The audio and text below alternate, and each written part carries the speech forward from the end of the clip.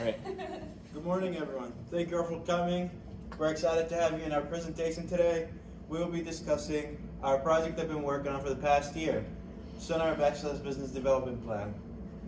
This project is sponsored by the Bronco Construction Research Center, also known as BCRC. Today's agenda will be separated into 5 sections. First, we're going to give a quick introduction about the project. Then we're going to talk about the project description to highlight any project objectives or limitations. After that, we're talking about the methodology, then discuss some results and give some conclusions at the end. In fall of 2022, Mr. Brian Montgomery approached our senior design class looking for students to help develop a center of excellence here at Western Michigan University. He also provided a 10,000 square foot empty space that the BCRC already owns for developing a facility. During this presentation, we'll be explaining how we use our engineering tools and methods to help Mr. Montgomery develop this project. Our team consists of me, Faz Javier. I'm joined with Trevor Dendel and Gabby Poli. We're all industrial engineering majors here at Western Michigan University. Our industry sponsor is Mr. Brian Montgomery. He is the director of the BCRC. Our academic advisors helping us throughout the projects are Dr. Bob White and Dr. Azim Hushiar. And Ms. Dana Hammond is our senior design class course instructor.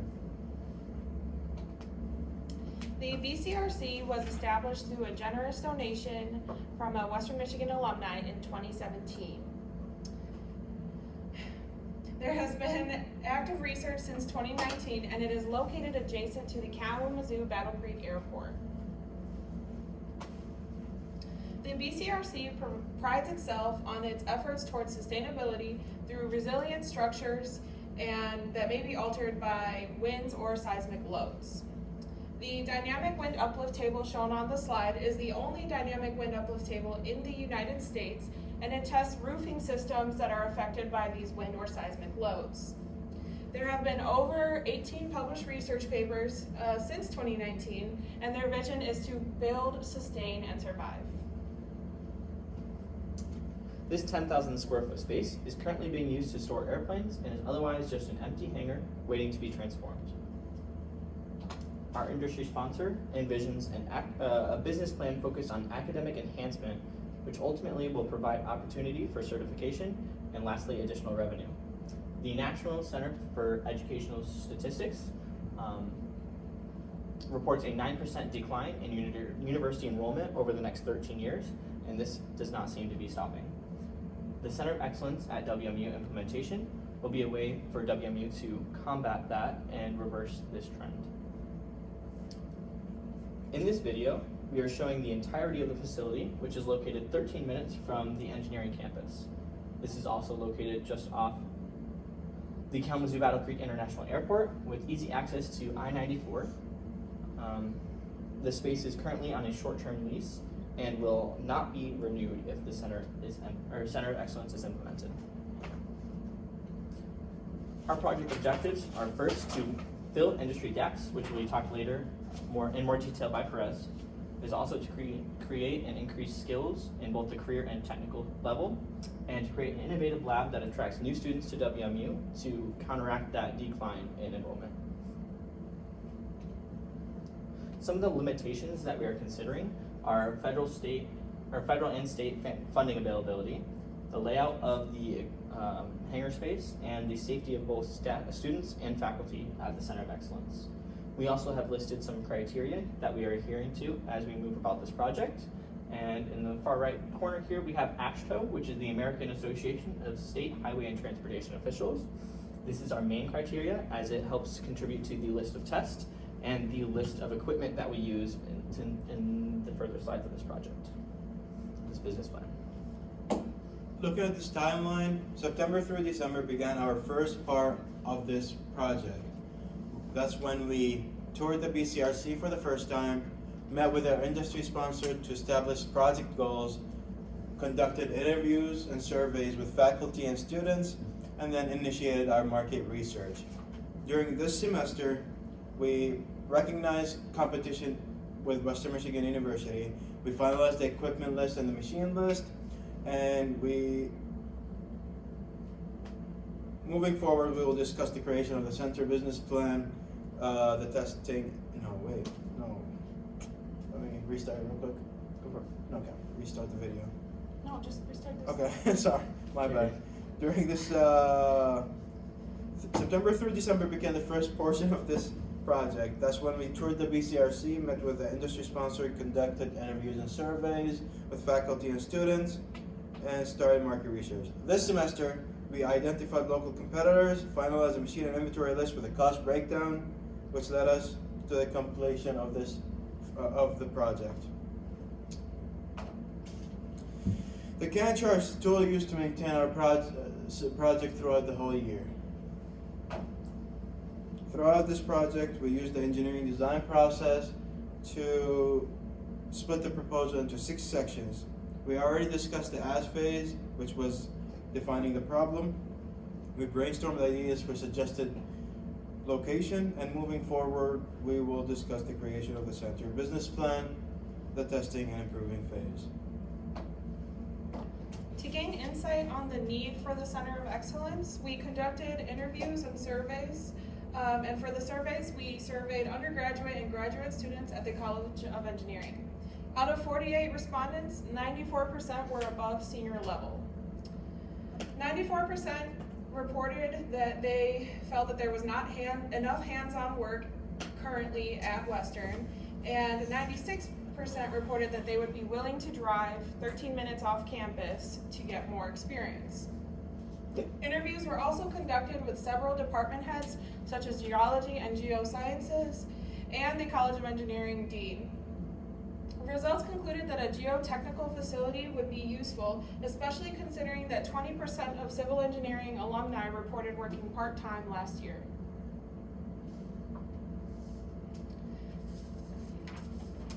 We have identified at least 7 courses related to the proposed center.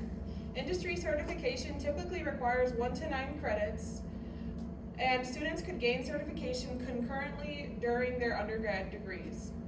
When discussing the project with the Civil Engineering Registered Student Organization, the Concrete Canoe competition, we discovered that they were not able to compete due to the lack of AASHTO certification nearby.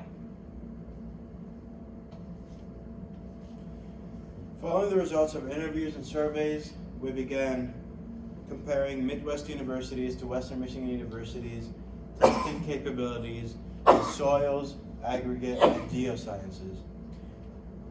Shown on the screen is the current market research. As we can see, none of the Midwest universities fulfill all 3 test types. After that, we focused only on the universities in the state of Michigan, which has similar results as the slide before. Our proposal is to increase testing capabilities at Western Michigan universities to make it look something like this. This proposal will put WMU above its competitors and potentially increase student enrollments. In February, our group toured the Illinois Department of Transportation, also known as IDOT, with Mr. Montgomery. The facility has similar testing abilities of what we hope to have or to offer at the Center of Excellence. This tour guided us on department layouts, storage, and equipment. Shown on the screen are the 4 different departments. On the left-hand side, we have the soils. The top 2 pictures are the concrete. The bottom right picture is the aggregate, and lastly in the middle is the cement. So to create the equipment list, we use the valuable information from the IDOT tour as well as the AASHTO databases. Our full equipment list includes 161 machines with the associated specifications such as dimensions, costs, and manufacturers. To organize the list, it is split into 4 departments and includes a miscellaneous section to include additional field work supplies and tools. We began with a large test list, which was compressed down with our industry sponsor for a final list, which has 71 targeted tests. There are 3 test types. The material test is shown in red, the practice test is shown in purple, and the physical test is shown in blue. Once we finalize the list, we coordinated with Mr. Montgomery to create the pricing list which matches industry standards. Next, we will be discussing the cost, revenue, and profit analysis. This shown here is the profit of the implementation of the Center of Excellence over the first 10 years, and this will be discussed in a later slide. The initial facility layout was comprised of the idea that sorting the departments, or sorting the machines by department, and then organizing them around the storage area would be the best facility layout. This again is just the initial facility layout. There are 2 options shown here. They both comprise or are centered around a 400 square foot storage space and have 60-inch aisleways that are compliant with ADA standards. Again, these are both just the initial facility layout and comprise and are part of the engineering design process step called testing. The next step in the engineering design process is the improvement step. We improve this facility layout by the optimization of the machines in reference to their storage area. This is done because certain machines have a higher volume of materials that they need to retrieve from storage to do the test, or a higher frequency of going to storage to retrieve materials for their test. In simpler words, if a machine has one of these, a higher number, that's a bad way to say it, it should be closer to the entrance to the storage area. We did this using VIP layout, and the results are shown in the top right corner here. Each of these machines, as well as the storage area, has a buffer around it to allow for space between these areas and a specific space for aisleways as well. We then take the output of VIP layout software and adjust it to make it a more reasonable layout, which is shown on the left side over here. This is comprised of machines, a 400 square foot storage area, a 60-inch aisleways, again compliant with ADA standards. There's also two offices in the top left corner to house our 3 prospective employees. These are aligned with the facility principals, sorry. And in the bottom left-hand corner, there's a geotechnical drill rig that was requested by the geology department. Even with all these components in our 10,000 square foot area, over half the space is still empty and therefore leaves room for BCRC future projects or the expansion of this project.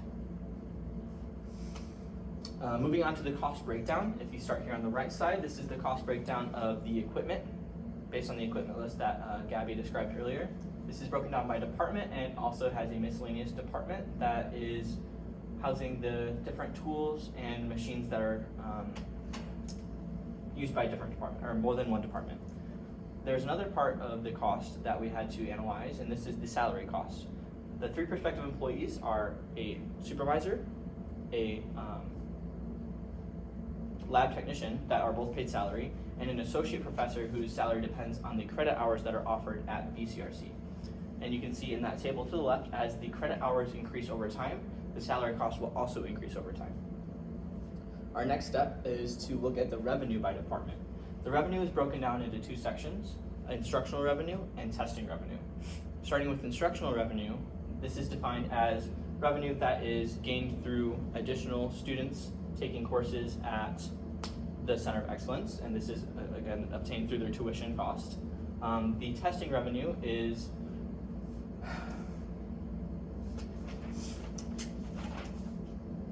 testing revenue refers to the number of tests MDOT, or Michigan Department of Transportation, does not have the current capabilities to perform and therefore has to outsource. We talked to our industry sponsor, Mr. Brian Montgomery, to get a understanding of these tests and the number and the likelihood of these tests that the MDOT would likely outsource to BCRC in the future, and how quickly these adaptations would occur. Shown here is a sample of these revenues broken down by each department and the instructional revenue from year 1 through year 10. Referring back to the pricing list from slide 22, we are able to calculate the average cost of a given department test, shown in the first row of this table. We then take the given number of tests per year, also talked about with Mr. Brian Montgomery, multiply those numbers together, and we are left with the expected revenue by department, listed in the bottom row. By summing the expected revenue by department, we have a total yearly revenue calculated at $302,053. This can also be shown better in this bar graph up here to the top right.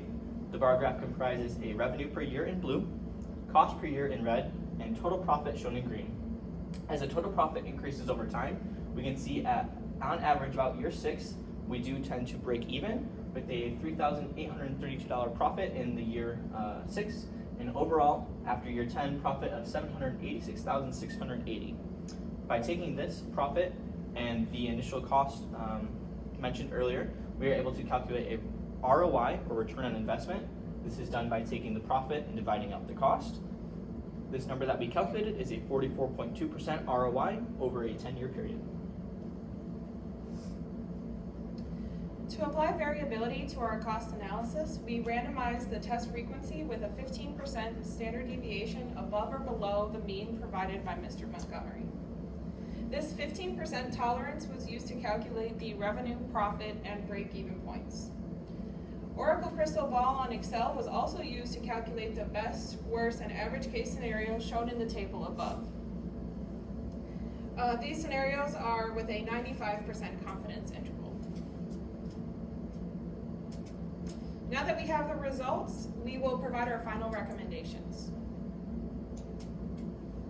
In summary, we believe that the Center of Excellence should be implemented as it indicates clear benefits for students and WMU administration. With this center, we believe we can not only supplement WMU courses, but it opens the opportunity for additional courses such as an environmental engineering degree. The summary table highlights the 44% return on investment, the profit within 6 years, and a forecasted cumulative profit of $786,000. Thank you for listening. Are there any questions?